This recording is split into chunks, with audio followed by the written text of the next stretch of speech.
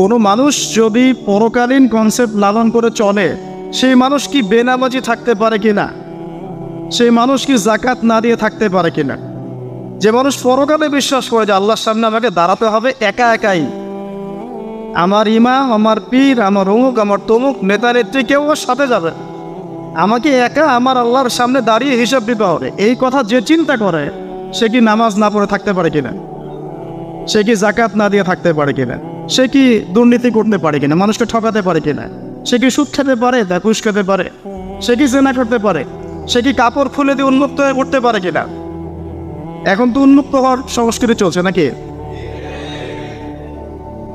ইবলিস যখন আদম আলাইহিস সালাম এবং হাওয়া আলাইহিস সালাম তাদেরকে যখন জান্নাত থেকে বের করিয়ে দেয়, প্রলোভন দিয়েছিল, মিথ্যা প্রলোভন, যে হাল আদুল্লুকুম, হে আদম এবং হাওয়া, আমি কি তোমাদেরকে জানিয়ে দিব, আলা শাজারাতিল খুলদি ওয়া মুলকিন লা ইয়াবলা, হে আদম এবং হাওয়া, আমি কি তোমাদেরকে জানিয়ে দিব এমন একটা গাছের ব্যাপারে যেই গাছের ফল খেলে পরে তোমরা চিরস্থায়ী হয়ে যাবে এবং কোনোদিন মরবে না। এই যে চিরস্থায়িত্বের টোপ আর অমরত্বের টোপ, এই দুইটা টোপ দিয়ে আমাদের পিতামাতাকে ইবলিস জান্নাত থেকে বের করে দিয়েছে। এখন পৃথিবীতে যত মানুষ পথভ্রষ্ট হচ্ছি আমরা, আমাদের এই দুইটা খাসলতের কারণে। আমরা অমরত্ব আশা করছি, আমাদের চলাফেরা দেখলে মনে হয় আমরা মরবো না, পরকালীন কনসেপ্ট বাদ। একটা হচ্ছে চিরস্থায়িত্বের ক্ষমতা, এই যে ক্ষমতার দাপট, এই দুটো আমাদেরকে কিন্তু পথভ্রষ্ট করছে। ঠিক একই অস্ত্র ছিল ইবলিসের। সূরা আরাফ পড়ে দেখেন, আমি কোনো কিছু বানিয়ে বলছি না। তখন আল্লাহ পাক বললেন যে ইয়া বানি আদম, হে বনু আদম, আদমের সন্তান যারা আছো, আমাদেরকে আল্লাহ পাক বলছে তোমরা শোনো, লা ইয়াফতিনান্নাকুমুশ শাইতান, শয়তান যেন তোমাদেরকে ফিতনায় না ফেলতে পারে। কামা আখরাজা আবাওয়াইকুম মিনাল জান্নাহ, ঠিক যেমন করে তোমাদের পিতামাতাকে শয়তান জান্নাত থেকে বের করে দিয়েছে। যেহেতু আমাদের পিতা আর মাতাকে শয়তান জান্নাত থেকে বের করে দিয়েছে, আল্লাহ পাক এই আদমের সন্তানদেরকে বলছেন তোমরা সতর্ক থেকো, তোমাদেরকে যেন শয়তান জান্নাত থেকে যেভাবে বের করেছিল তোমার পিতামাতাকে, এমন করতে না পারে। আর কি করতে না পারে? ইয়ানজিউ আনহুমা লিবাসাহুমা লিউরিয়াহুমা মিন সাওয়াতিহিমা, পড়ে দেখেন সূরা আরাফ। আল্লাহ বলছেন মনে রেখো আদমের সন্তানরা, ইবলিস কিন্তু শুধু তোমার পিতামাতাকে জান্নাত থেকে বের করেই দেয় নাই, বরং গাছের কাছে নিয়ে গিয়েছিল, ফল খাওয়ার সাথে সাথেই তাদের গায়ের পোশাক খুলে পড়ে গিয়েছে। তাহলে আমাদের পিতামাতাকে জান্নাতে নগ্ন করে দিয়েছিল কে? সেই কথা আল্লাহ পাক বলছেন আদম সন্তানদেরকে তোমরা সতর্ক থেকে, তোমাদেরকে যেন ইবলিস নগ্ন করতে না পারে, ঠিক যেমন করে তোমাদের পিতামাতাকে করেছে। তাহলে এখন যে পুরো বিশ্ব জুড়ে নগ্নতার যে সংস্কৃতি চলছে, এরা কার এজেন্ডা বাস্তবায়ন করছে বুঝতে পারছেন? কোরআন পড়ে পৃথিবীতে যত সভ্যতা চলে গেছে, ব্যাবিলনের সভ্যতা, চাইনিজদের সভ্যতা, তারপরে যে আমাদের মাও সেতুং, ইতালির মুসোলিনি, এদিকে জ্যাপল সার্তে, এদিকে আপনার ফিডেল ক্যাস্ট্রোর কথা বলেন, ওই পশ্চিমা সভ্যতা বাদ দিয়ে যত বড় বড় সভ্যতা রিনাউন্ড, সবার পোশাক ছিল শালীন। আমি চ্যালেঞ্জ করলাম, বুঝে দেখ, চাইনিজদের পোশাক দেখেন, আগেকার পোশাক, 1000 বছর আগের পোশাক, শালীন পোশাক, তারা কিন্তু মুসলিম ছিলেন না। আপনি এই ব্যাবিলনের সভ্যতা দেখেন, ব্যাবিলনের সভ্যতা অনেক প্রাচীন না? এই সভ্যতার পোশাক দেখবেন এটা অশালীন পোশাক ছিল না। এমনকি আইয়ামে জাহিলিয়াত যেটা আমরা বলি, নবী সাল্লাল্লাহু আলাইহি ওয়াসাল্লাম যখন জন্ম নেননি তার আগের ছেলেটা, ওই সময়ে যে মানুষ জেনা করতো, মেয়েকে যে কন্যা সন্তানকে জীবিত দাফন করতো, তারপরে ওদের পোশাক শালীন ছিল। হঠাৎ করে বিশ্বে একটা সভ্যতা আসলো পশ্চিম থেকে, তারা বললো যে পোশাক শর্ট হতে হতে হতে হতে এক পর্যায়ে বিকিনি পরে করা শুরু করে, এবং এখন ওরা সারা বিশ্বে ওটা ছড়িয়ে দিচ্ছে, আপনার সবাই ওটাকে গ্রহণ করছে। আবার বলছি 1000 বছরের সাথে। এখন দেখেন আল্লাহ পাক কি বলছেন, ওয়াইদা ফাআলু ফাহিশাতান, ওই সূরার মধ্যে আছে, যখন তারা কোনো ফাহেসা কাজ করে তারা বলে, তারা বলে ওয়াজাদনা আলাইহি আবানা, আমরা এগুলো আমাদের বাপ দাদাদেরকে দেখেছি করতে। যখন তারা কোনো ফাহেসা কাজ করে তারা বলে, অশ্লীল কাজ করলে বলে আমরা এগুলো দেখেছি বাপ দাদা পিতৃপুরুষ থেকে করে আসছে। আল্লাহু আমারানা বিহা, আল্লাহ আমাদেরকে আদেশ করেছেন। আল্লাহ বলেছেন কুল ইন্নাল্লাহা লা ইয়া'মুরু বিল ফাহশা, আল্লাহ পাক কখনো অশ্লীল কাজের আদেশ করতে পারেন না। আতাকুলুনা আলাল্লাহি মা লা তা'লামুন, তোমরা কি আল্লাহ সম্পর্কে এমন কথা বলছো যে কথা তোমরা জানো না? আল্লাহ কিসের আদেশ করেন? আল্লাহ বলছেন কুল আমারা রাব্বি বিল কিসত, এ নবী বলে দিন আল্লাহ পাক আদেশ করেন ন্যায়ের, ন্যায় বিচারের আদেশ করেন। ওয়া আকিমু ওয়ুজুহাকুম ইনদা কুল্লি মসজিদ, এবং প্রত্যেক নামাজের ওয়াক্তে নিজের চেহারাটাকে একনিষ্ঠভাবে আল্লাহর দিকে ফেরাবে, এই আদেশ আল্লাহ পাক করেন। ওয়া আকিমু ওয়ুজুহাকুম ইনদা কুল্লি মসজিদ ওয়াদউহু মুখলিসিনা লাহুদ্দিন, এবং একনিষ্ঠভাবে তোমরা আল্লাহকে ডাকবে, দোয়া করবে, এই আদেশ আল্লাহ পাক করেন। আল্লাহ পাক কি অশ্লীল কাজের আদেশ করতে পারেন? ইতিহাস পড়ে দেখেন, আমি নিজে হিস্ট্রির ছাত্র, আপনি পড়ে দেখবেন, পুরো ঐতিহাসিক পটভূমি পড়ে দেখবেন, মানুষ এই ঊনবিংশ শতাব্দী আসার আগে এত অশ্লীল ছিল না। এখনকার বিশ্বে যত সমস্যা চলছে, কয়েকটা বলি, রিবা বা সুদ, জেনা বা উন্মুক্ত যৌনাচার, তারপরে বেপরদামি অশ্লীলতা, 4 নম্বর আপনার মাদক, ঠিক আছে, 5 যে বড় মহামারী পর্নোগ্রাফি, যত বড় বড় মেজর সমস্যাগুলো চলছে যেগুলো ইয়াং জেনারেশনকে ধ্বংস করে দিচ্ছে, এগুলোর ম্যাক্সিমাম এসেছে কিন্তু পশ্চিম থেকে। খেয়াল করে দেখবেন, এগুলো কিন্তু বাংলাদেশ থেকে আসে নাই, আসছে ভারত থেকে আসছে, পাকিস্তান থেকে আসছে, সাবকন্টিনেন্ট থেকে আসে নাই, এগুলো দেখবেন একটা নির্দিষ্ট জায়গা থেকে আসছে। তো এই কারণে আমাদের সতর্ক দৃষ্টি রাখতে হবে যে বস্তুবাদী উন্নয়ন সব কিছু নয়। হ্যাঁ, আমরা জিডিপি বাড়ালাম, ইন্ডাস্ট্রিজ গড়লাম, মঙ্গলে চলে গেলাম, চাঁদে গেলাম, ওকে ফাইন, এগুলোর কেউ বিরোধিতা করবে না, এটা ভালো, নেশনকে এগিয়ে নিতে হবে, এটাই এডুকেট, তারও নয়, এবং এডুকেটেই করতে হবে, কিন্তু নৈতিকতার বিসর্জন দিয়ে নয়। নৈতিকতার বিসর্জন দিয়ে ধর্ম থেকে দূরে চলে এসে নাস্তিকতায় বিশ্বাসী হয়ে আল্লাহকে বাদ দিয়ে, রাসূলকে বাদ দিয়ে এই বস্তুবাদী উন্নয়ন আমাদের পরকালকে বাঁচাতে পারবে না। তো পরকালকে বাঁচিয়ে রেখে আমার দুনিয়াবী উন্নয়ন করতে হবে, এবং দুনিয়ার উন্নয়নটা অবশ্যই জরুরি। সারা বিশ্ব যখন এগিয়ে যাচ্ছে, আমরা কেন পিছিয়ে থাকবো? আমি তো এটাও বলি যে এটা অনেক মাদ্রাসার লাইনে যারা আছেন তারা আমার সাথে একটু বিরোধিতা করেন এই বিষয়ে, কিন্তু আমি নিজেই বলি যে সিলেবাসের মধ্যে পরিবর্তন নিয়ে আসার চেষ্টা করতে হবে। শুধুমাত্র এককেন্দ্রিক শিক্ষায় কেন শিক্ষিত হব? এই যুগে চলার জন্য যে উপকারী জ্ঞানগুলো দরকার সেগুলো শিখতে হবে আমাদেরকে।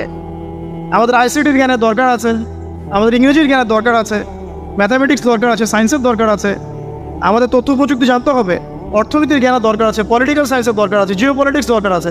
এগুলো বাদ দিয়ে শুধু যদি আপনি মুখস্থ করে যাই, এই জ্ঞানটা আমার কী কাজে দেবে আমাকে বলে? এই কথাটা অনেকে নেগেটিভলি নেয়, কিন্তু আমি আসলে তাদের ব্যাপারে তাদের সাথে তর্ক করতে চাই না। আমি আমার কনসেপ্ট লালন করি, আমি এতটুকুই বলছি। এবং যারা শিক্ষিত মহল আছেন, বুদ্ধিজীবী মহল আছেন, যারা দেশ সম্পর্কে ভাবেন, যাদের নিয়ে ভাবেন, উম্মা নিয়ে ভাবেন, তারা কিন্তু আমার সাথে একমত হবে চান যে আমরা কিন্তু এই জায়গাটাতে পিছিয়ে পড়তেছি। আল্লাহ পাক আমাদেরকে কনস্ট্রাকটিভ সিলেবাসে পড়াশোনা করার তৌফিক দান করুন, এবং জেনারেল লাইন থেকে আপনি বয়কট করে একদম ইয়েতে চলে আসতেছেন কেন? জেনারেল লাইনে পড়েন, আপনার এই জ্ঞানটাকে আপনি ইসলামের কল্যাণে কাজে লাগাতে পারবেন না। সবাইকে কি আলেম হতে হবে? সবাইকে মুফতি হবে, মুহাদ্দিস হবে? অর্থনীতিবিদের দরকার আছে না? পলিটিশিয়ানের দরকার আছে না? ডক্টর ইঞ্জিনিয়ার দরকার আছে না? সব সেক্টরের মানুষের দরকার আছে। আপনাদেরকে আপনাদের জায়গায় থাকতে হবে, ওখানে থেকে আপনার ইসলামের খেদমত করবেন, পারবেন না? একজন ডক্টর, তিনি কি ইসলামের খেদমত করতে পারবেন না ভাই? একজন সৎ নেতা, তিনি কি ইসলামের খেদমত করতে পারবেন না? একজন অর্থনীতিবিদ, তিনি যদি আল্লাহ পাকের হালাল হারাম মেনে অর্থনীতির কোনো বিধান চালু করেন, তিনি কি ইসলামের খেদমত করতে পারবেন না? তো সবাইকে কি বক্তা হইতে হবে? সবাইকে আলেম হতে হবে? এক নির্দিষ্ট একটা শ্রেণীর মানুষ আলেম হবে, নির্দিষ্ট একটা শ্রেণীর মানুষ প্রশাসনে থাকবে, নির্দিষ্ট একটা শ্রেণীর মানুষ আপনার জনপ্রতিনিধি হবে, নির্দিষ্ট শ্রেণীর মানুষ ইকোনমিক সেক্টরে থাকবে। এইভাবে আমরা একটা জাতি গঠন করব, এবং সবাই হবে উভয় দিকে শিক্ষিত। একজন আর্মি অফিসার, তার উচিত হবে ইমামতি করার যোগ্যতা অর্জন করা। একজন ডক্টর, তার উচিত হবে ইমামতি করার যোগ্যতা অর্জন করা। আবার একজন যিনি আলেম, তারও উচিত হবে এমন পড়াশোনা করা যে পড়াশোনা দিয়ে তিনি কোরআন সুন্নাহকে হাতে রেখে ওয়ার্ল্ড অ্যাফেয়ার্সকে ডিল করতে পারেন। তো এই বিষয়গুলো আমাদের একটা গ্যাপ চলে আসছে দীর্ঘদিন থেকে। আল্লাহ পাক আমাদেরকে বোঝার তৌফিক দান করুন। আর অ্যাটলিস্ট আমরা যদি নাই পারি, আমাদের যারা যদি কিছু নাই হয়, অ্যাটলিস্ট আমাদের সন্তান যারা আসবে ভবিষ্যতে, আল্লাহ পাক তাদেরকে যেন ইসলামের জন্য কবুল করে না। আমিন। আর ইসলামের জন্য কবুল করলে কারো কোনো ক্ষতি নাই। ইসলামের আন্ডারে প্রত্যেক অমুসলিমের সর্বোচ্চ অধিকার রক্ষা করা হয়, অন্য কোনো জায়গায় করা হয় না। এবং প্রত্যেকটা ধর্মগ্রন্থের মূল কথাগুলো দেখবেন একই রকম। এক আল্লাহর কথা বলছেন, একজন শেষ নবীর কথা বলছেন, সত্য কথা বলার কথা বলছেন, ন্যায়ের পথে চলার কথা বলছেন। প্রত্যেকটা ধর্মগ্রন্থ পড়ে দেখেন, এই যে ওল্ড টেস্টামেন্ট বলেন, নিউ টেস্টামেন্ট বলেন, বেদ বলেন, আপনি বাইবেল বলেন, পড়েন, একটু পড়েন, তুলনামূলক ধর্মতত্ত্বের বইগুলো পড়েন, দেখবেন অনেক মিল আছে। তো সবাই যদি যার যার ধর্ম পালন করেন, কোনো সমস্যা আছে? সবাই যদি যার যার ধর্মের নৈতিক বিষয়গুলো মেনে চলে, কোনো সমস্যা আছে? এই সহজ সরল কথাগুলো আমরা জনগণকে বোঝাতে ব্যর্থ হচ্ছি। এই সুযোগ নিয়ে এক শ্রেণীর মানুষ এক দলকে আরেক দলের বিরুদ্ধে লাগিয়ে দিচ্ছে, স্বার্থ খুঁজে, নিজের স্বার্থে, দুনিয়ার স্বার্থে। এবং ওই যে বললাম একটা সভ্যতার কথা, ওদের স্বার্থে শান্তিপূর্ণ একটা জনসমষ্টির মাঝে ফাসাদ লাগিয়ে দিচ্ছে উদ্দেশ্যপরিণতভাবে কিছু মানুষ। এদেরকে চিনতে শিখুন, এদেরকে বয়কট করতে শিখুন। আল্লাহ পাক তৌফিক, বোঝার তৌফিক দান করেন। যাক, আমি আর ওদিকে যাচ্ছি না। দেখুন, নবী মুসা আলাইহিস সালামের সময় হিস্ট্রি এভাবে রিপিট হয়েছে। আপনাকে একটা কওমের কথা বলি, এই যে শুআয়ব আলাইহিস সালামের কওম, যাদেরকে মাপে কম দেওয়ার কারণে আল্লাহ পাক ধ্বংস করেছেন। কোন কারণে? মাপে কম দেওয়ার কারণে। আল্লাহ রাব্বুল আলামিন ভূমিকম্প দিয়ে ধ্বংস করেছেন এই প্রথম এই কওমটাকে, যারা ছিল শুআয়ব আলাইহিস সালামের কওম। শিরকের পাপ বাদ দিয়ে তারা আরেকটা বড় পাপ করতো, একটা বড় পাপ। সেটা কি? তারা মাপে কম দিত, অন্যদেরকে ঠকাতো, মানে জনগণের সম্পদ লুট করে মাপে কম দিত। এই একটা কারণে আল্লাহ পাক শুআয়ব আলাইহিস সালামের কওমকে পুরো ভূমিকম্প দিয়ে ধ্বংস করে দিয়েছে। এভাবেই ইতিহাস নিজেকে পুনরাবৃত্তি ঘটিয়েছে। কওমে লুত, মনে আছে? লুত আলাইহিস সালামের কওম, ইব্রাহিম আলাইহিস সালামের ভাতিজা ছিলেন লুত আলাইহিস সালাম। তাকে আল্লাহ পাক একটা কওমকে দাওয়াত দেওয়ার জন্য পাঠালেন, যেই কওম এমন পাপ করছে যেই পাপ ইতিহাসে কেউ কখনো করে নাই। ওই কওমের আগ পর্যন্ত পৃথিবীতে কেউই এই পাপটা কখনো করে নাই। কি পাপ? কে বলতে পারবেন? সমকামিতা। কি পাপ? সমকামিতা। এখন তো অ্যাভেলেবল দেখছি আমরা, এখন আর অ্যাভেলেবল দেখছি না। ছেলে ছেলে বিয়ে করছে, মেয়ে মেয়ে বিয়ে করছে। এবং বড় বড় কান্ট্রিজ যেগুলো আছে, আপনার আমেরিকা, ব্রিটেন, অস্ট্রেলিয়া, কানাডা, সব জায়গায় এগুলো হালাল। এগুলো হালাল। স্বাধীনতা, বাক স্বাধীনতা। আর আপনি চাইলে একটা মেয়েকেও বিয়ে করতে পারেন, ছেলেকেও করতে পারেন। আবার কোরআনে বলেছে ছেলে ছেলে সমকামের কথা, কিন্তু এই যুগে এসে আমরা দেখছি মেয়ে মেয়েও সমকামী। সুবহানাল্লাহ। এবং এটা আমাদের দেশে ছড়িয়ে পড়ছে, এটা কিন্তু অ্যালার্মিং একটা বিষয়। আমরা সবাই বাইরে ভালো মানুষের মুখোশ ধরে আছে ঠিকই, কিন্তু ভিতরে ভিতরে সমাজ এগুলো চলছে। মানে আমরা যদি এটাকে ডিফেন্ড করতে না পারি তাহলে কিন্তু সমস্যা। আগামীতে দেখা যাবে যে আমাদের পরিবারের মধ্যে এগুলো ঢুকে যাচ্ছে, নাউজুবিল্লাহ। তারপরে জরিপ বলছে যে 20 থেকে 30 জন মানুষের মধ্যে একজন মনে করে যে সমকামিতা ভালো জিনিস বা এটা একটা স্বাধীনতা। আপনি কেমব্রিজ অক্সফোর্ডের ডিকশনারি ঘাটলে দেখবেন সেখানে আগে বলা হতো যে এটা একটা মানসিক রোগ। আপনি 10 বছর আগের ডাটা দেখেন আর 10 বছর পরের ডাটা দেখেন, এখন আপনাকে বলা হবে এটা একটা বাক স্বাধীনতা। আগে বলা হতো মানসিক রোগ। তো এই কওম ছিল কওমে লুত। আল্লাহ পাক এদেরকে এমনভাবে ধ্বংস করেছেন যেভাবে পৃথিবীতে কোনো কওমকে আল্লাহ পাক ধ্বংস করেন নাই, কাউকে না। কীভাবে? আল্লাহ পাক 2 জন ফেরেশতা পাঠিয়েছিলেন, জিবরাইল আলাইহিস সালাম এবং মিকাইল আলাইহিস সালাম। তাদেরকে সুন্দর যুবকের আকৃতিতে পাঠিয়েছেন, সুন্দর সুন্দর যুবক। সুবহানাল্লাহ। এগুলো বলতে খারাপ লাগে যে এখন ছোট ছোট বালকদেরকেও দেখি বলাৎকার করা হচ্ছে না? নিউজগুলো পান না? আর আমরা এটা জঘন্য প্রতিবাদ করছি। আসলে কোনো কোনো ক্ষেত্রে দেখা যায় যে ইসলামী কিছু প্রতিষ্ঠানের মধ্যে এই রোগ ঢুকে গেছে। তো এটা কিভাবে হলো, আসলে কিভাবে হয়েছে আমি আপনাকে বলছি। দেখেন, আমি আপনাকে মূল জায়গাটাতে বলছি। এই যে মানসিক বিকৃতি, অসুস্থতাটা হয়েছে অনলি পর্নোগ্রাফির কারণে, অনলি পর্নোগ্রাফি। পর্নোগ্রাফি দেখতে দেখতে সবাই বাসায় এগুলো ইন্টারনেটে, আপনার ফোনে সবাই যখন দেখতে অভ্যস্ত হয়ে গেছে, তখন ইন্টারনালি আমরা সবাই পশু হয়ে গেছে। এখন সামনে যেই থাকে, একটা ছোট বাচ্চা থাক, ছোট মেয়ে থাকে, 5 বছরের মেয়েকে দেখলাম রেপ করে ফেলছে। 5 বছরের মেয়ে, 5 বছরের মেয়ে রেপ হয়েছে কোথায়? বলতে চাচ্ছি না, কারণ এগুলো বললে তো নিজেদের দোষ প্রকাশ করা হয়। কিন্তু মানুষ ধর্ষকের কোনো ধর্ম নাই, সে হিন্দু মুসলিম নাকি বৌদ্ধ খ্রিস্টান না আলেম জালেম, এগুলো ধর্ম দেখার সময় নাই। আল্লাহ পাক বলেছেন তার রাসূলের মাধ্যমে ধর্ষণ হলেই প্রকাশ্যে মৃত্যুদণ্ড দিয়ে দিবে, যেই হোক সে যেই হোক না, ওর কোনো ধর্ম নাই। সে একজন আলেম দাড়িওয়ালা মানুষও যদি হয় তাকেও এই কাজ করতে হয়। তো চোরের কোনো ধর্ম আছে? ডাকাতের কোনো ধর্ম আছে? তো মিডিয়া আবার টেকনিক্যালি দেখবেন ওইটাকে হাইলাইট করবে বেশি, বিকজ এখানে একটা সুযোগ আছে ইসলামকে ডমিনেট করার জন্য। কিন্তু সেম ঘটনা কিন্তু অনেক বড় বড় সেকুলার প্রতিষ্ঠানে ঘটেছে, ওগুলো কিন্তু আমরা হাইলাইট করতে দেখি না। এটা আমরা বুঝি ইন্টেনশনটা কি। তবে এখানে একটা বিষয় ক্লিয়ার করতে হবে যে পাপী যেই করুক তাকেই শাস্তির আওতায় আনতে হবে। আল্লাহ পাক তৌফিক এনায়েত করুন বোঝা। এখন এমন একটা সময় চলছে বাচ্চারাও এগুলো থেকে নিরাপদ না। 5 বছরের মেয়ে, 7 বছরের মেয়ে, কয়দিন আগে দেখলাম যে 2 বছরের মেয়ে, নাউজুবিল্লাহ, তার সাথেও নাকি এরকম ঘটনা ঘটেছে, এবং উত্তরবঙ্গেরই ঘটনা এগুলা। আর এগুলো শহরের চেয়ে এখন গ্রামে বেশি হচ্ছে।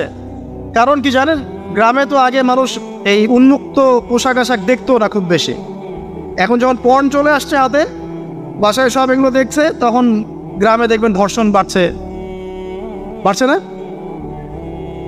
এটা নিয়ে আমি আলাদা লেকচার দিয়েছি যে কতগুলো ধর্ষণ হয়েছে এই পর্যন্ত। এই বছরই লাস্ট এই বছরই দেখবেন রিপোর্টেড 1337টা রেপের ঘটনা ঘটেছে এই বাংলাদেশে। অ্যালার্মিং বিষয়। আর আমেরিকাতে প্রতি 6 জনে একজন রেপ হয়, আর রেপের রাজধানী হচ্ছে সাউথ আফ্রিকা, ওখানে প্রতি 3 জনে একজন রেপ হয়। তো এইগুলো কিভাবে হচ্ছে? Only because of pornography. এটা যদি এখনও বন্ধ করতে না পারা যায়, আগামী ভবিষ্যৎ খুব খারাপ হবে। যেখানে সেখানে মানুষ জেনা করবে, যাকে তাকে রেপ করবে, দেখে নিন। বিকজ এটা ভিতর থেকে মানুষকে পশু বানিয়ে দিচ্ছে। আমরা জানি এর পিছনে একটা বড় ইন্ডাস্ট্রি কাজ করে, যারা সারা বিশ্বে প্রায় $98 বিলিয়ন ব্যবসা করে পর্ন দিয়ে।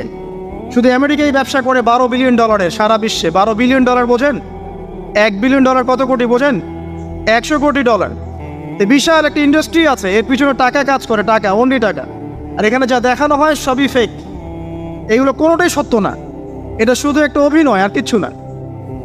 তো এটা দিয়ে পুরো স্পেশালি মুসলিম যুবকদের ভিতরে এমন একটা পশুত্ব ঢুকিয়ে দেওয়া হয়েছে যে জেনা, ধর্ষণ, বেহায়াপন এগুলো বাড়তেই আছে দিন দিন। এটা না কমানো গেলে এবং আইনের সুশাসন নিশ্চিত করা না গেলে ধর্ষণ কমবে না, জেনা কমবে না, ইফটিজিও কমবে না, মেয়েদের অধিকার হওয়ার আদায় করা সম্ভব হবে না। এটা আমার মত। বাকিটা আপনারা ভেবে দেখেন, আপনারা অনেক বিজ্ঞ মানুষ আছেন, ভেবে দেখেন কি করলে এগুলো কমবে। যদি না ভাবি আল্লাহ পাক কি করবেন জানেন? একটা হাদিস বলি কারি, জাইনাব বিনতে জাহাশ রাদিয়াল্লাহু আনহা তিনি বলছেন, ইয়া রাসূলুল্লাহ সাল্লাল্লাহু আলাইহি ওয়াসাল্লাম, আনুহলিকু ওয়া ফিনা সালিহুন, আমাদের মধ্যে সৎ লোক থাকা অবস্থাতেও কি আমরা ধ্বংস হয়ে যাব? আমাদের মধ্যে সৎ যে অনেক ব্যক্তি আছে তারা থাকলেও কি আমরা ধ্বংস হয়ে যাব? নবীজি বলছেন, নাম, হ্যাঁ তোমরা ধ্বংস হবে। ইযা কাসরাতিল খাবাস, যখন নোংরামি, অশ্লীলতা, বেহায়াপনা বাড়তে থাকবে, আলেম জালেম সব ধ্বংস হয়ে যাবে। তা আমরা আমাদের স্বার্থেই কথাগুলো বলবো, কারণ আমরা যদি এগুলোকে প্রতিহত করতে না পারি তাহলে আমাদের বাড়িতেও এই ফিতনা ঢুকে আসবে না? আসবে। দেখে নিয়েন, আল্লাহ পাক বোঝার তৌফিক এনায়েত করুন, আমিন।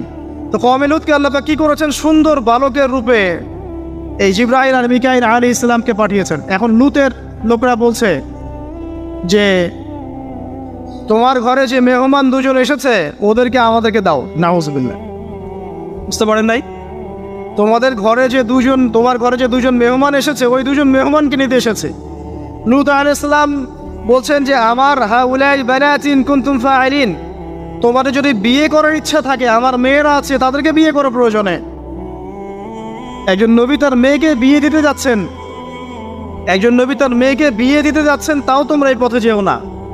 তখন এই কওমে লূতের লোকরা বলছে, তুমি খুব ভালো করেই জানো হে লূত আমরা কি জন্য এসেছি। তখন তিনি বলছেন, আলাইসা মিনকুম রাজুলুন রাশীদ, তোমাদের মধ্যে কি একজনও ভালো মানুষ নাই? এরপরে আল্লাহর আযাব আসলে লূত আলাইহিস সালাম এবং তার স্ত্রী চলে যাচ্ছেন। তার স্ত্রী কিন্তু আবার ঈমানদার ছিলেন না, সে পিছনে ফিরে বারবার দেখছে। নূহ আলাইহিস সালামের স্ত্রী যেমন ঈমানদার ছিলেন না, লূত আলাইহিস সালামের স্ত্রীও তেমনি ঈমানদার ছিলেন না। নবীর স্ত্রী হওয়া সত্ত্বেও তারা কিন্তু জাহান্নামে যাবে, নাউজুবিল্লাহ। তো এই লুতকে ধ্বংস করলেন আল্লাহ পাক। কওমে লুতকে এভাবে ফেরেশতার পাখা দিয়ে ওই পুরো জায়গাটাকে উঠিয়ে নিয়ে মাটিতে আবার ফসিয়ে দেওয়া হচ্ছে। এই জায়গাটা এখন নিদর্শন হয়ে আছে। জর্ডানের পাশে দেখবেন ওই যে ডেড সি, একটা মৃত সাগর আছে না, ওইটা ছিল সেই জায়গা। এখানে সাদুম গোত্র থাকতো। সাদুম, এই কওমের নাম ছিল সাদুম। এরা সমকামী ছিল। এখন আপনার জন্য আমার নসিহত হচ্ছে, নবী সাল্লাল্লাহু আলাইহি ওয়াসাল্লাম বলেছেন, আমি শেষ জামানায় আমার উম্মতের উপর কিছু বিষয় ভয় করি যে এগুলো আমার উম্মতের মধ্যে ঢুকে যাবে, আমি আশঙ্কা করি ঢুকে যাবে। কী কী বিষয়? এক নাম্বার, যে আমি আশঙ্কা করি যে আমার উম্মতের মধ্যে মূর্তি পূজা ঢুকে যাবে, মুসলিম কিন্তু স্ট্যাচু ওয়ার্শিপ করবে। দুই, আমি আশঙ্কা করি আমার উম্মতের মধ্যে রিয়া ঢুকে যাবে। রিয়াটা কি? লোক দেখানো আমল। রিয়া কি? লোক দেখানো আমল। আমি আশঙ্কা করি যে আমার উম্মতের মধ্যে সমকামিতা ছড়িয়ে পড়বে। ছড়িয়ে পড়ে নাই? এগুলো নবী সাল্লাল্লাহু আলাইহি ওয়াসাল্লাম আশঙ্কা ছিল। দেখেন সবগুলো এখন বাস্তব হয়ে গেছে। আল্লাহ রাব্বুল আলামিন এই সমকামিতার পাপ থেকে আমাদেরকে হেফাজত করুন। এভাবেই ইতিহাস রিপিট হয়েছে। আল্লাহ পাক এদেরকেও ধ্বংস করেছেন। এর আগে আল্লাহ পাক নূহ আলাইহিস সালামের কওমকেও ধ্বংস করেছেন। কি কারণে? তারা লাত, এই যে ইয়াগুস, ইয়াউক, নাসর, এরকম কিছু স্ট্যাচু ওয়ার্শিপ করত। এক পর্যায়ে আল্লাহ রাব্বুল আলামিন 950 বছর দাওয়াত দিয়েছেন নূহ আলাইহিস সালাম তার কওমকে। 950 বছর দাওয়াত দেওয়ার পরেও তার কওম যখন আল্লাহর আনুগত্য করলো না, আল্লাহ রাব্বুল আলামিন মহা প্লাবন দিয়ে তাদেরকে ধ্বংস করে দিয়েছে। এভাবেই যুগে যুগে ইতিহাস রিপিট করেছে। আমাদের নবী মুহাম্মদ সাল্লাল্লাহু আলাইহি ওয়াসাল্লামের সময়ও এই হিস্ট্রিটাই ছিল। আবু জাহেল, আবু লাহাব, উতবা, শাইবা যারা ছিল, তারা মূলত সমাজটাকে দ্বিখণ্ডিত করে ফেলেছিল, খণ্ডে খণ্ডে ভাগ করে ফেলেছে। ডিভাইড অ্যান্ড রুলের মতো সমাজে সুদ ছড়িয়ে দিয়েছিল, জেনা ছড়িয়ে দিয়েছিল, পরকীয়া ছড়িয়ে দিয়েছে এবং শিরিক ছড়িয়ে দিয়েছে এবং গোত্রীয় হানাহানি চলছেন। এরকম একটা অবস্থায় নবী সাল্লাল্লাহু আলাইহি ওয়াসাল্লাম ওই সমাজের মধ্যে আসেন নবী হিসেবে। এসে মাত্র 23 বছর সময় নিয়েছেন। কত বছর? মাত্র 23 বছর। আমাদের তো সমাজ সংস্কারের শতাব্দী পার হয়ে যাচ্ছে। এক একটা রেভলিউশন দেখবেন শতাব্দী পার হয়ে যাচ্ছে, কিন্তু কোনো আলটিমেট রেজাল্ট নাই। নবী সাল্লাল্লাহু আলাইহি ওয়াসাল্লাম 23 বছর সময় নিয়েছেন, মাত্র 23 বছর। এই 23 বছরে কোরআন এবং হাদিস এই দুটোকে হাতে নিয়ে নবী সাল্লাল্লাহু আলাইহি ওয়াসাল্লাম সমাজের প্রত্যেকটা জাহিলিয়াত উপর থেকে সরিয়ে দেন নাই, শেকড় থেকে উপড়ে ফেলেছে। তবে তিনি যখন ইসলাম প্রতিষ্ঠা করে দিয়ে চলে গেছেন, খোলাফায়ে রাশেদার যুগ চলে গেছে, তারপর উমাইয়া খেলাফত এসেছে প্রায় 100 বছরের মতো, পরে আব্বাসীয়রা এসেছে প্রায় 550 বছরের মতো, আস্তে আস্তে ফাতেমিরা এসেছে, এদিকে কর্ডোবার, স্পেনে আন্দালুসি উমাইয়া শাসন ছিল, ওসমানীয়রা এসেছে। এভাবে ইতিহাস চলেছে দীর্ঘদিন, প্রায় 1400 বছর। শেষ পর্যায়ে গিয়ে নবী সাল্লাল্লাহু আলাইহি ওয়াসাল্লাম কিছু ভবিষ্যৎবাণী করে গেছে। যখন শেষ জামানাগুলো আসবে তখন দেখবে তোমরা সমাজে সুদটা ছড়িয়ে পড়বে বেশি, জেনা ছড়িয়ে পড়বে, পর্ন ছড়িয়ে পড়বে। পর্ন কথা তো তিনি বলেন নাই, বলেছেন অশ্লীলতা ছড়িয়ে পড়বে। এখন আমরা বলছি এটা পর্নোগ্রাফি। তিনি আরও বলেছেন সময়গুলো সংক্ষিপ্ত হয়ে আসবে, মানুষের হঠাৎ মৃত্যুর পরিমাণ বেড়ে যাবে, অনেক কিছু বলে গেছেন। দিন চলে যাবে মনে হবে একটা ঘন্টার মতো চলে গেল, বছর চলে যাবে একটা মাসের মতো, মাস যাবে একটা সপ্তাহের মতো। অনেকগুলো সাইন তিনি বলে গেছেন। মুসলিমদের মধ্যে বিভক্তি বাড়তে থাকবে, হত্যা, হারাজ বাড়বে। হারাজ, হত্যা মানে হারাজ, মানে একজন ব্যক্তিকে হত্যা করা হবে, সে জানবে না আমাকে কেন হত্যা করা হলো, আর একজন ব্যক্তি হত্যা করবে সেও বুঝবে না কেন তাকে মারলাম। ফাসাদ বাড়তে থাকবে, উঁচু উঁচু অট্টালিকা নির্মাণের প্রতিযোগিতা বাড়তে থাকবে। হচ্ছে না এগুলো?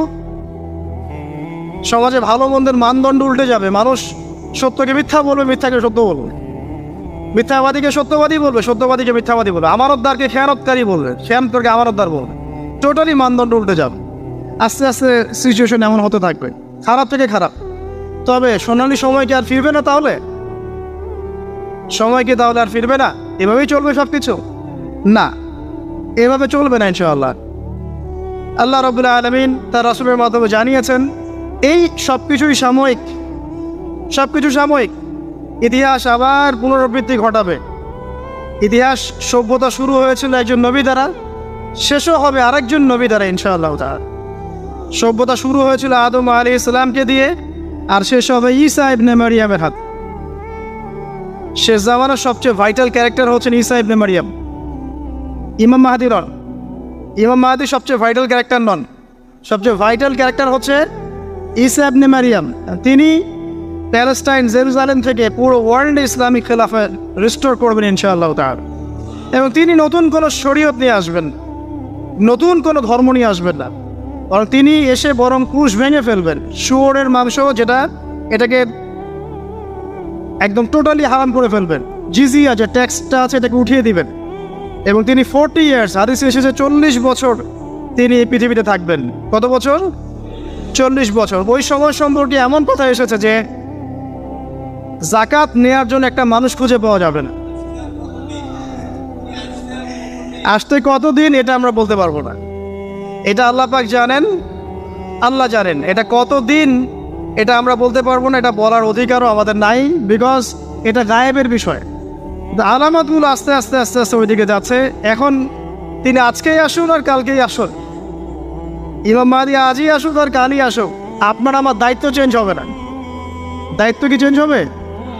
খুব সংক্ষেপে 2 মিনিট সময় নিচ্ছি যে আমরা যে কোনো সিচুয়েশনেই আমাদের দায়িত্বটা কি আসলে। 1 নাম্বার কথা হচ্ছে ভাই যে বড় পরিসরে চিন্তা বাদ দিয়ে আগে ছোট পরিসরে আসেন।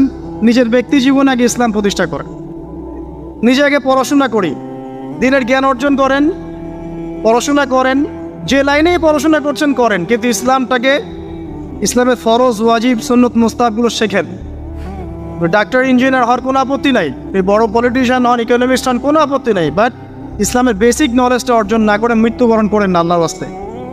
2 নাম্বার, কোরআনকে সময় দেন, কোরআনটাকে স্টাডি করেন, হাদিসটা স্টাডি করেন, আল্লাহ পাক তৌফিক দান করুন, আমিন।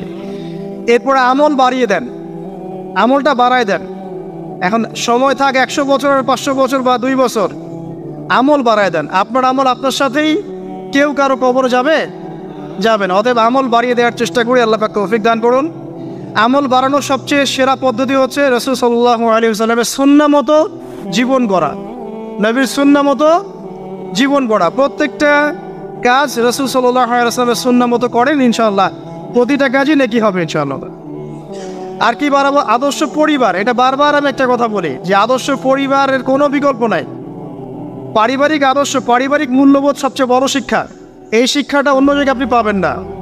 সো পারিবারিক আদর্শটা ঠিক করার চেষ্টা করি আমরা। আমাদের বাচ্চাদের প্রতি সচেতন হই, কার সাথে মিশছে, কী করছে, ওদেরকে ডিভাইস এডিক্টেড হতে দিয়েন না, এত সহজেই স্মার্টফোন ওদের হাতে তুলে দিয়েন না। বাসায় ছোট ছোট মেয়েদের ব্যাপারেও সচেতন হন, তাদের ব্যাপারেও খেয়াল রাখেন, তাদেরকে নিরাপত্তায় রাখেন। পর্দা, এটা তো বলতেই হবে, এটার কোনো বিকল্প নাই। যে যাই বলুক না কেন, আপনার ইজ্জত সম্মান আপনার কাছেই, এর কোনো বিকল্প নাই। রাসূল সাল্লাল্লাহু আলাইহি ওয়াসাল্লাম এবং আল্লাহর বিরুদ্ধাচারণ করে আপনি প্রগতি অর্জন করতে পারবেন না, আপনি উন্নতি অর্জন করতে পারবেন। পারতে পারেন, সেটা বস্তুবাদী, পরকালে এর কোনো অস্তিত্ব থাকবে? থাকবে না। আর কি করতে পারি আমরা? আমরা হালাল অর্থনীতি সার্চ করতে পারি। হারামে যারা যারা আছে আজকে তওবা করি, আজকের লেকচার যাদের কানে যাবে, আমরা দোয়া করি আল্লাহ পাক সবাইকে হারাম রিজিক থেকে ফিরিয়ে নিয়ে আসুন। আমি বারবার একটা কথা বলি ভাই, আপনার আমল নামায় যতটুকু রিজিক আছে এর একটা দানা না খেয়ে আপনি মৃত্যুবরণ করবেন না, আপনার মৌত হবে না। এখন আপনার রিজিকটা আপনি কি অবৈধ পথে চাচ্ছেন না বৈধ পথে চাচ্ছেন, এটা আপনার ডিসিশন। আপনি যদি বৈধ পথে চান, ওই পরিমাণ রিজিক আপনাকে খাওয়াবেন আল্লাহ পাক, তারপর মৃত্যুবরণ করবেন। আর যদি অবৈধ পথে যান, সেটাই খাওয়াবেন, খাওয়ায় মৃত্যুবরণ করবেন। আর আপনি ডিসিশন নেন কোন দিকে যাবেন। আর রিজিকের মালিক আল্লাহ আমরা খালি মুখে বলি, মনে কিন্তু বিশ্বাস করি না। মনে যদি বিশ্বাস করতাম তাহলে আমরা কিন্তু কখনো সুদের ধার ধারতাম না, আমরা ঘুষ দুর্নীতি করতাম না। কারণ আমরা করছি কেন? মনে করছি যে আমি এটা করলে রিজিক বাড়বে। আর আপনি যাদের জন্য এই কাজগুলো করছেন, আপনার স্ত্রী, আপনার সন্তান, আপনার পরবর্তী প্রজন্ম, 40 দিন সময় নেবেন আপনাকে ভুলে যেতে। 40 দিন সময় নেবেন আপনাকে ভুলে যেতে। দেখে নিন, কবর খুব একাকিত্বের জীবন। আসলে মৌতের যে যন্ত্রণার কথা আমরা বলি না, এটা সবচেয়ে বড় বিষয়টা কি জানেন? এর শারীরিক কষ্ট তো আছেই, এই যে দুনিয়ার সবার থেকে বিচ্ছেদ, এটাই হচ্ছে যন্ত্রণা। সবার থেকে বিচ্ছেদ না, সবার থেকে বিচ্ছেদ হয়ে চলে যেতে হয়, এটাই সবচেয়ে বড় যন্ত্রণা। মানুষ একা থাকতে চায় না। ওই জেলখানায় যে মানুষকে বন্দি করে রাখে না, ওই একাকিত্বের কষ্টে মানুষ ভোগে। একা একা, আমি একা, কেউ নেই আমার সাথে, এটাই। এর উপর যদি আবার টর্চার করা হয়, রিমান্ড দেওয়া হয়, তাহলে কি অবস্থাটা হবে বোঝেন? এই হলো কবর, এই হলো কবর। একটা ঘটনা বলে শেষ করে দেই যে একজন ব্যক্তি মারা গেছেন, আর মুসা আলাইহিস সালামের সময় বানু ইসরাইলের কোনো এক নবী, আমি ঠিক নাম বলতে পারবো না যে কোন নবী, কারণ নামটা হাদিসে আসে নাই, কোনো একজন নবী আল্লাহর কাছে দোয়া করছেন, আল্লাহ মৃত মানুষের সাথে আমার একটু কথোপকথন করায় দাও, আমি জাস্ট একটু কথাবার্তা বলতে চাই যে মৃত মানুষটা কেমন আছে বা তাদের অবস্থাটা কি আমি জানতে চাই। তো আল্লাহ পাক সেই ব্যবস্থা করে দিলেন। তিনি একটা কবরের কাছে গিয়ে দাঁড়ালেন, একজন মৃত মানুষ উঠে আসলেন। এটা সায়েন্স বিশ্বাস নাও করতে পারে, আমাদের কোনো মাথা ব্যথা নাই, ঠিক আছে।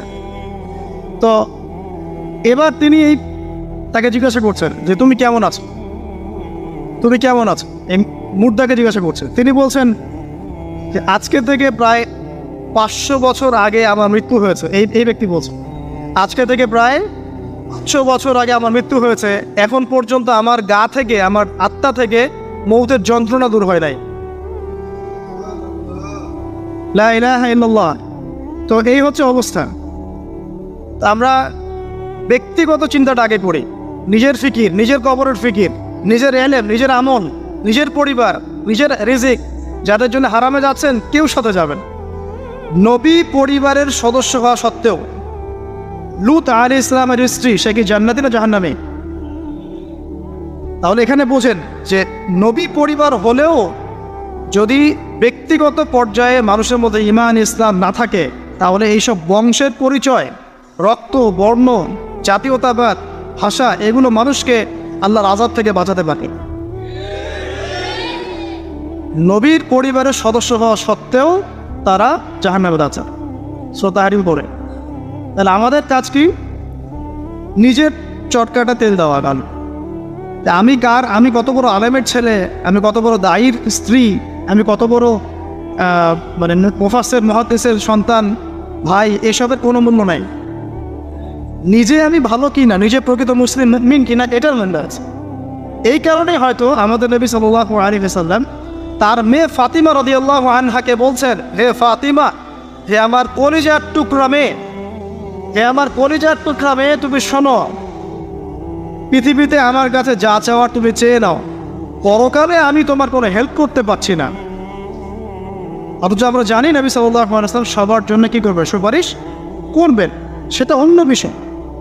তোমাকে তোমার হিসাব একাই দিতে হবে, নবী সাল্লাল্লাহু আলাইহি ওয়াসাল্লাম এটা বলেছেন। একদিন তিনি বাসায় ঢুকলেন, দেখছেন আয়েশা রাদিয়াল্লাহু আনহা কান্নাকাটি করছে।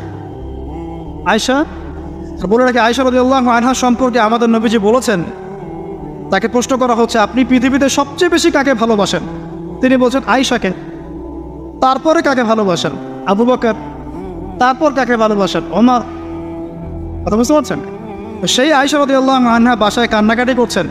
তিনি বলছেন কি জন্য কাঁদছো হে আয়েশা? আয়েশা রাদিয়াল্লাহু আনহা বলছেন জাহান্নামের আযাবের ভয়ে আমি কাঁদছি। কি হবে ইয়া রাসূলুল্লাহ আমাদের শেষ সময়?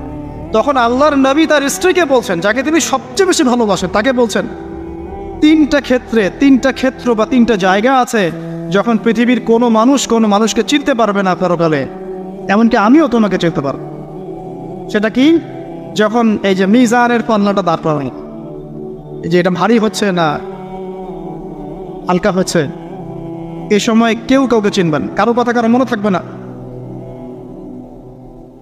যে গার্লফ্রেন্ডের জন্য আপনি জীবন দিচ্ছেন তার কথা আপনার মনে থাকবে না।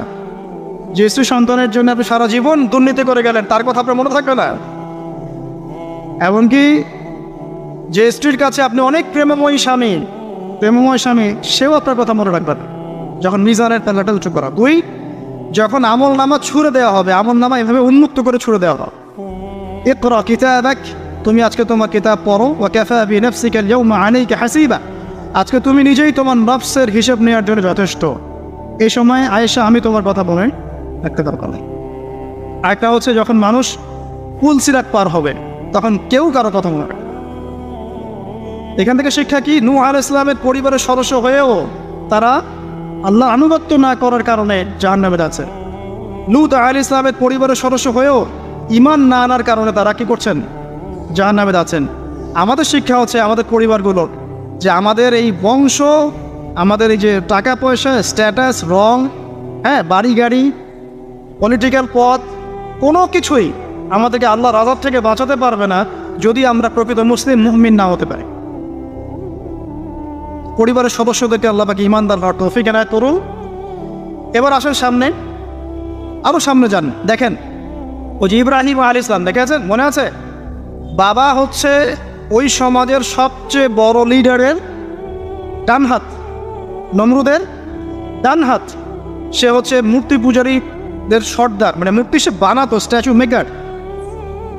ইব্রাহিম আলাইহিস সালামকে আল্লাহ পাক ওই ঘরেই জন্ম দিয়েছেন যেখানে তার বাবা একজন শিরকের কাণ্ডারের।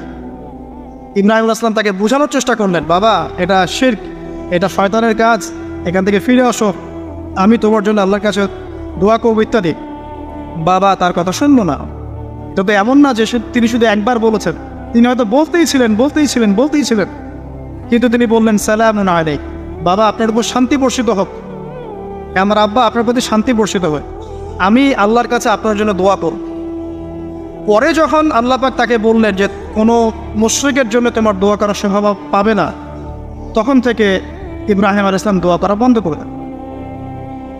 এখানে দেখেন ছেলে, একজন যুবক ছেলে, তার মধ্যে ঈমান এসেছে, সে তার পরিবারের চলমান শিরকের বিরুদ্ধে কথা বলছে, প্রয়োজনে সে সেখান থেকে স্কিপ করেছে, তাকে বের করে দেওয়া হয়েছে, সে চলে গেছে, তারপরেও কিন্তু তাওহীদের সাথে শিরকের আপোষ করে নাই ইব্রাহিম আলাইহিস সালাম। সামনে যান, ওই যে তার স্ত্রী হাজেরা আলাইহিস সালাম তার সন্তান এবং স্ত্রীকে রেখে আসছেন কোথায়? মক্কায়, তাই না? মরুভূমিতে, খাবার নাই, পানিও নাই। এখন ইব্রাহিম আলাইহিস সালাম চলে যাওয়ার সময় তার স্ত্রী বলছেন যে আপনি কি আল্লাহর আদেশেই আমাকে ছেড়ে যাচ্ছেন? তিনি বলছেন হ্যাঁ। তখন তিনি বলছেন আল্লাহ পাক আমাদেরকে ধ্বংস করবেন না। এখানে খেয়াল করে দেখেন, তারপর সাফা মারওয়া সাই করলেন, জমজম কূপ পানি বের হলো, সেখানে কমিউনিটি গড়ে উঠলো। ইসমাইল আলাইহিস সালামের ঔরস থেকে পরবর্তীতে মুহাম্মদ সাল্লাল্লাহু আলাইহি ওয়াসাল্লামের জন্ম হয়েছে ওই ট্রাইবের মধ্যেই। এখানে খেয়াল করেন, এই যে সন্তান ইসমাইল আলাইহিস সালাম, তিনি যখন একটু বড় হচ্ছেন তখন ইব্রাহিম আলাইহিস সালাম আসছেন, এসে বলছেন আমি স্বপ্ন দেখেছি, ইয়া বুনাই আমি স্বপ্ন দেখেছি, ইন্নী আরা ফিল মানামি আন্নী আসবাহুক, আমি স্বপ্ন দেখেছি আমি তোমাকে জবাই করছি, ফানজুর মাদা তারা, তোমার কি রায় আমাকে বলো। তো এখন ইসমাইল আলাইহিস সালাম বলছেন, কিশোর ইসমাইল, ইয়া আবাতি, হে আমার বাবা, ইফআল মা তুমার, আপনি সেটাই করেন যা আল্লাহ আপনাকে আদেশ করেছে। সাতাজিদুনি ইনশাআল্লাহু মিনাস সাবিরিন, ইনশাআল্লাহ আপনি আমাকে সবরকারী পাবেন। কার কথা এটা? ইসমাইল আলাইহিস সালামের কথা। এখন খেয়াল করে দেখেন, ইসমাইল আলাইহিস সালামকে কিন্তু তার বাবা 24 ঘন্টা কাছে রেখে মানুষ করেন নাই, কারণ তিনি থাকতেন ওই যে প্যালেস্টাইনে, সেখানে আরেকজন স্ত্রী আছেন সারা আলাইহিস সালাম, আসা যাওয়া করতেন। মূলত তাকে মানুষ করেছে তার মা হাজেরা আলাইহিস সালাম। যেই সবরকারী, আল্লাহর প্রতি তাওয়াক্কুলকারী মা বলেছিল, আল্লাহ যদি আপনাকে আদেশ করে থাকেন আমাদেরকে ছেড়ে যাওয়ার জন্যে, সেই আল্লাহ আমাদেরকে ধ্বংস করবেন না। ওই যে তাওয়াক্কুল, ওই যে সবর, তার গর্ভ থেকে আল্লাহ পাক জন্ম দিয়েছে ইসমাইল আলাইহিস সালাম। যেমন মা তেমন সন্তান, যে সন্তান বলছে আমাকে জবাই করতে যদি আল্লাহ পাক আদেশ করে থাকেন আপনি করেন।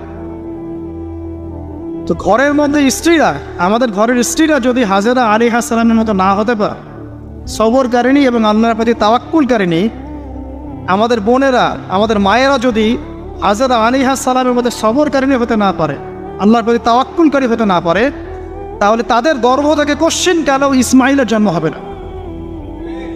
কথা বুঝতে পারছেন?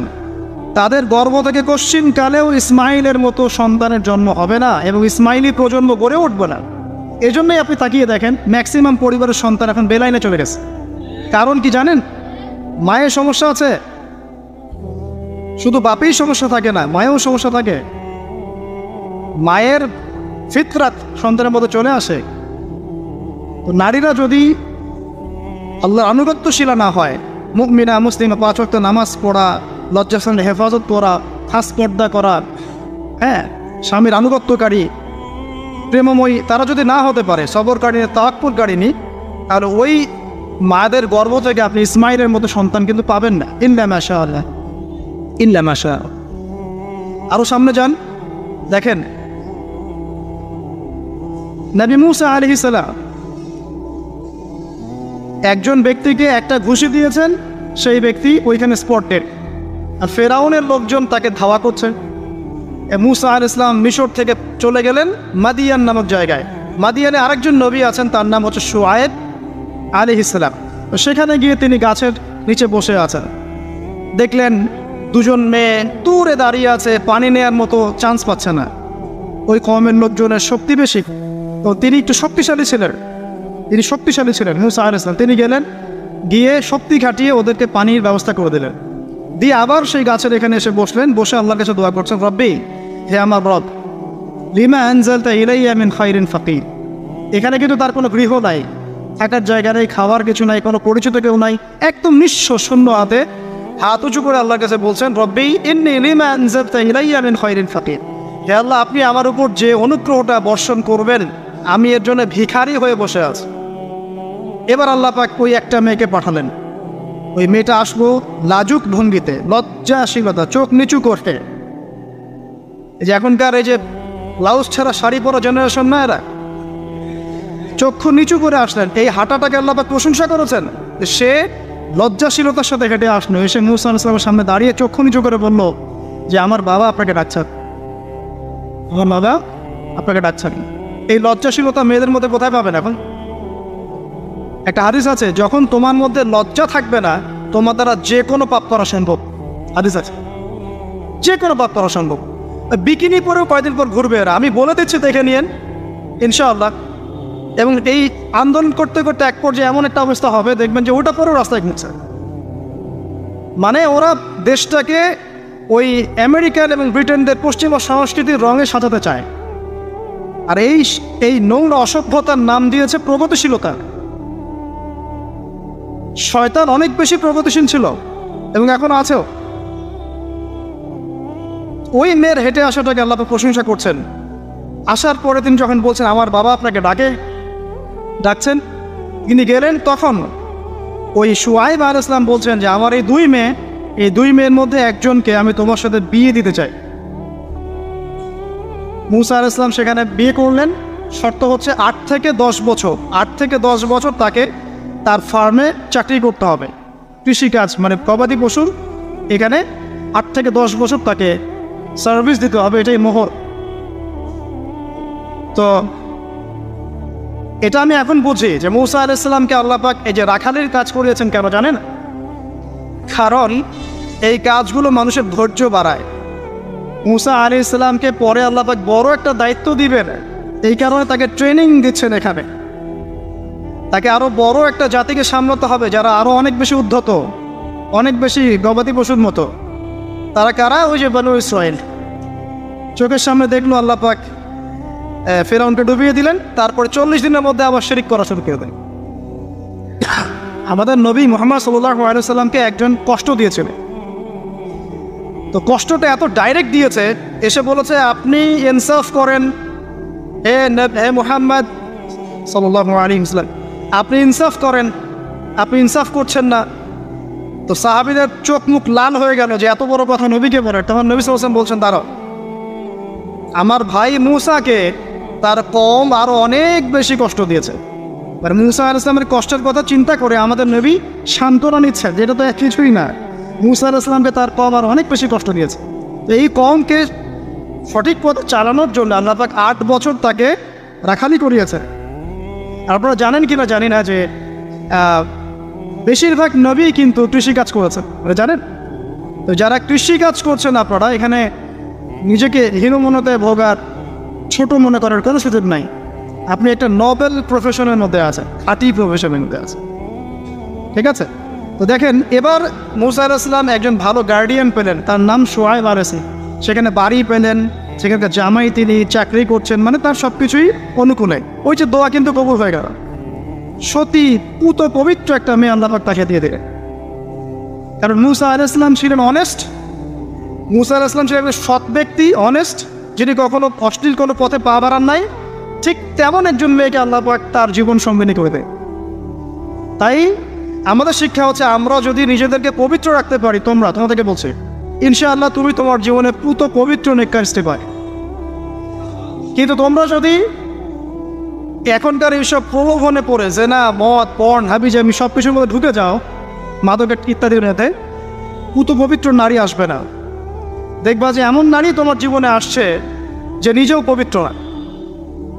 আর কিফাউন কিরাম, আল্লাহ পাক ব্যালেন্স করেন সবসময়, ইল্লা মাশাআল্লাহ।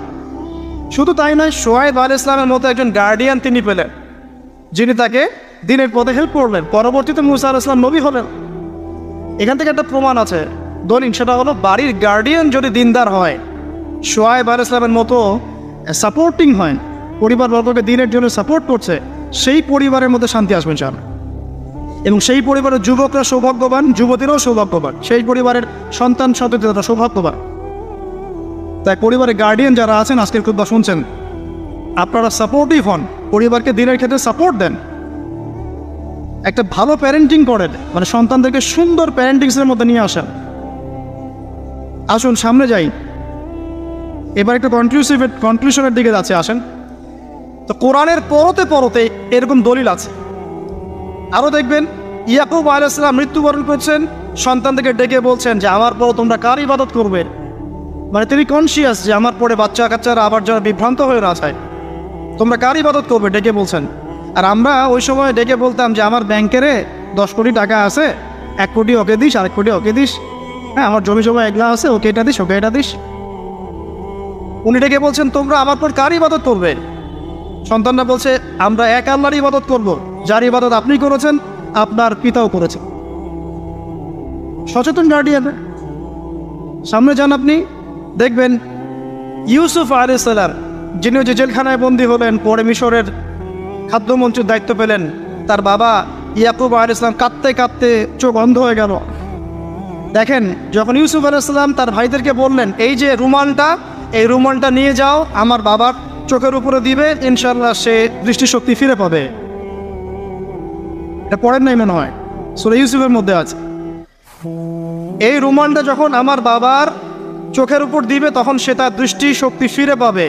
তখন ওই রুমালটা যখন তারা বহন করে নিয়ে আসছেন, অন্ধ ইয়াকুব আলাইহিস সালাম তিনি বলছেন যে আমি দূর থেকেই ইউসুফের গন্ধ পাচ্ছি।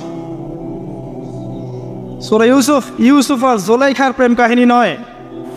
সো ইউসুফ হচ্ছে তার পিতা ইয়াকুব আলাইহিস সালাম এবং এই যে তার ছেলে ইউসুফ আলাইহিস সালাম, তাদের মধ্যে ভালোবাসার কাহিনী। এটা ভালো করে পড়েন, ভালো করে বুঝবেন। এখানে পিতার সন্তানের ভালোবাসাকে বোঝানো হয়েছে। এত ভালোবাসেন তিনি সন্তানকে। এখান থেকে শিক্ষা কি? শিক্ষা হচ্ছে পিতাদেরকে সন্তানদেরকে ভালোবাসতে হবে, আদর করতে হবে, কাছে থেকে বোঝাতে হবে। সবসময় শাসনের লাঠি ঘোরানো যাবে না। সন্তান যদি হোঁচট খায় তার হাতটা ধরতে হবে, ধরে বলবে বাবা কি হয়েছে, আমি তো তোমার সাথে আছি। মা কি হয়েছে, হতাশ কেন হচ্ছে, আমি তোমার সাথে আছি। একটা রেজাল্ট খারাপ হচ্ছে তো কি হয়েছে, আমি তোমার সাথে আছি। বাবা নামাজ পড়ো, বাবা কোরআন তেলাওয়াত করো, আল্লাহকে ডাকো, আল্লাহ তোমার সাথে আছে। তাকে কনফিডেন্স দিতে হবে। যখন পিছন থেকে সন্তানরা কনফিডেন্স পাবে, এই সন্তানরা বড় আত্মবিশ্বাসী হবে। আর পিছন থেকে যখন আপনি তাকে সবসময় শাসন করতে থাকবেন, জুলুম করতে থাকবেন, এ বড় হয়ে আপনাকে বৃদ্ধাশ্রমে পাঠাবে, তো কোথায় পাঠাবে? সন্তানদেরকে ভালোবাসতে হবে। এটা বলে রাখি, এখানে দেশে আবার 30টা বৃদ্ধাশ্রমও আছে। ইসলামে বৃদ্ধাশ্রমের কোনো জায়গা নাই। আর এখন আমি চলমান একটা পত্রিকা রিপোর্ট দেখলাম গুগলে, নাম করা পত্রিকা, নাম বলছি না। তারা বলছে এখন বৃদ্ধাশ্রম সময়ের দাবি। বৃদ্ধাশ্রম এখন সময়ের দাবি, নাউজুবিল্লাহ। আর ইসলাম বলছে সবচেয়ে সেরা অধিকার দিবে মাকে, তারপরে মাকে, তারপরে মাকে, তারপর বাবাকে। মায়ের পায়ের নিচে জান্নাত, বাবার সন্তুষ্টিতে আল্লাহর সন্তুষ্টি, এগুলো ইসলাম বলছে। আর এখনকার সভ্যতা আমাদেরকে বলছে যে বৃদ্ধাশ্রম এখন সময়ের দাবি। ইউসুফ আলাইহিস সালামকে যেভাবে ভালোবাসতেন তার বাবা, সন্তানকে ভালোবাসেন। আমাদের নবী মুহাম্মদ সাল্লাল্লাহু আলাইহি সাল্লাম মানুষকে যত ভালোবাসতেন, এর কারণ কি জানেন? ছোটবেলা থেকেই তাকে খুব ভালোবাসা দিয়ে মানুষ করা হয়েছে। তার মা তাকে ভালোবাসতেন, তার দুধ মা তাকে ভালোবাসতেন। তার দাদা আব্দুল মুত্তালিব তাকে সাথে করে নিয়ে ঘুরতেন, কাবার সামনে বসাতেন, বসিয়ে বলতেন তার নাম হচ্ছে মুহাম্মদ, প্রশংসিত। এই নামটা তখন আরবে কেউ রাখতো না। আমার এই নাতি, আমার এই ছেলের ছেলে ইনশাআল্লাহ এ বড় হয়ে নেতা হবে, এই কথা বলতেন। তাকে আত্মবিশ্বাস দিতেন। এবং কি তার দাদার ইন্তেকালের পর তার চাচা আবু তালেব মুসলিম না হয়েও সুদীর্ঘ সময় পর্যন্ত ভাতিজাকে সাপোর্ট দিয়েছেন। এই সাপোর্ট দেয়, কনফিডেন্স, এগুলো খুব ইম্পর্ট্যান্ট। এগুলোর ঘাটতি যখন হবে তখন এই যুব সমাজ, পরিবারের সদস্যরা ফেড আপ হয়ে যাবে, মানসিক কষ্টে ভুগবে, মাদকের কাছে যাবে, অন্য একটা মেয়ের কাছে যাবে, পণে যাবে, আপনার মিউজিক্যাল ইনস্ট্রুমেন্টের কাছে যাবে। ঠিক আছে, আমি শেষ করছি। এখান থেকে একটা শিক্ষা হচ্ছে যে আমাদের পরিবারের সদস্যদেরকে ভালোবাসা এবং তাদের প্রতি কনফিডেন্স দেয়া, তাদেরকে আল্লাহর পথে চলতে সাহায্য করা। ইনশাআল্লাহ দেখবেন যে তারা আপনাকে সম্মান করবে, আপনাকে একজন বন্ধু মনে করবে, যে না আমার পাশে কেউ আছে, আমি একা নই, এমনটা ফিল করব। এটা খুব ইম্পর্টেন্ট। শেষ করার আগে এই যে কোরআনিক কিছু আমি জাস্ট এক্সাম্পল দিলাম, বিচ্ছিন্ন এক্সাম্পল যে কোরআনে এইভাবে আসছে। এছাড়া লোকমান আলাইহিস সালামের ঘটনায় আপনি পাবেন, সূরা লোকমানের মধ্যে সন্তানকে ডেকে কত নসিহত করছেন, বাবা শিরিক করো না, সৎ কাজে আদেশ করো, অসৎ কাজে নিষেধ করো, পিতামাতার খেদমত করো। আর আমরা বাচ্চাদেরকে কী শেখাই? জমি জমা, বাড়ি গাড়ি, দাঁড়াতে হবে, চাকরি করতে হবে, এটা সেটা। আগে সন্তানকে শেখাচ্ছে বাবা আল্লাহকে চিনো, আল্লাহ বলে একজন আছে, তাকে চিনো আগে, তার সাথে কাউকে শরিক করো না। শিরকের শিক্ষা কোথায় এখন পরিবারের নিয়ে? তো কোরআনে এরকম অসংখ্য দলিল আছে। শেষ করার আগে আমি যেটা বলতে চাই যে